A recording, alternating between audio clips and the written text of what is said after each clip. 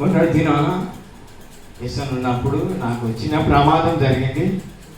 Lorry అనేది ఢీకొట్టి చనిపోయేటని నేను ప్రార్థనతో ఇక్కడ ఉన్నప్పుడు దేవుడు నన్ను బ్రతికించిండు. ఒకప్పుడు మా వాడ మీద యవనస్తులందరూ చనిపోయేది. హల్లెలూయా, స్తోత్రం. యవనస్తులందరూ చనిపోయేది. ప్రతి యవనస్తుడు దురాత్మ శక్తి పీడింపబడి చనిపోయేది.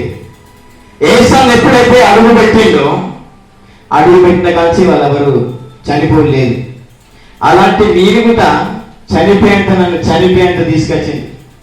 నేను వెళ్తుండే లారీ ఢీకొట్టి నేను చనిపోయినప్పుడు నేను చనిపోతా కావచ్చు అనుకున్నాను. ఇదే డివైడర్ కాశీబుగా డివైడర్ కాడ నేను వెళ్తుండగా ఒక లారీ అనేది నన్ను ఢీకొట్టి ఇటు బొల్త కడతా ఉంది. చనిపోవడేగిన పని. హల్లెలూయా, స్తోత్రం. హల్లెలూయా. అంటే నేను బ్రతికినంత నాకు ఎందుకేమో వస్తాను. నాకు ఎందుకంటే నా ఓతరకు నేను ఎంత కష్టం చేస్తాను, సేవలో నలిగి బోధిస్తున్నాను. నా సేవలో ఉన్నప్పుడు దేవుడు నన్ను బ్రతికించాడు. ఇతర విషయం మీరు ఉన్నానంటే దేవుని దీవెనే. హల్లెలూయా, స్తోత్రం. నేను నా బ్రతికినంటే దేవుని దీవెనే. రెండోది, నేను ఇంటికి వెళ్తానగా రాత్రి 12 గంటలకు నేను వెళ్తుండగా ఆ టర్నింగ్ కాడ ఒక దయ్యం పిట్టచ్చి నా మీద పడ్డది. అది ఎక్కడ ఈ నుండి మా సమాధిలో తోడకాడికి వరకు నా ఎంబడే ఉరికొచ్చింది.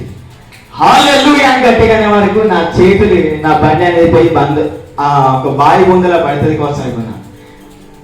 అంత టెన్షన్తో నవ్వుతానని దేవుడు బ్రతికించి ఈ వాక్యం ద్వారా నన్ను బ్రతికించింది. హల్లెలూయా, దేవునికి స్తోత్రం.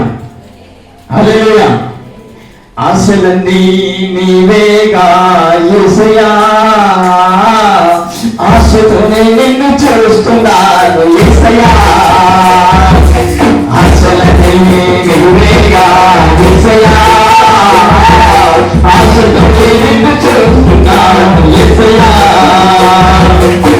నాకున్న ఆధారం నీవే కదా, నాకున్న ఆధారం నీవే కదా. నా నిరీక్షణ స్పందురా నా యేసయ్యా, నా నిరీక్షణ స్పందురా నా యేసయ్యా. ఆశలన్నీ నీవేగా యేసయ్యా, ఆశతోనే నిన్ను చూస్తున్నాను యేసయ్యా.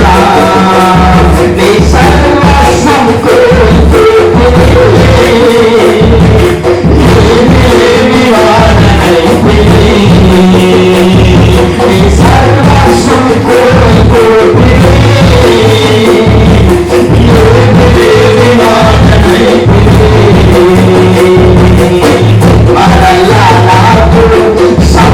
సమకూర్చదైవమా, మరలా నాకు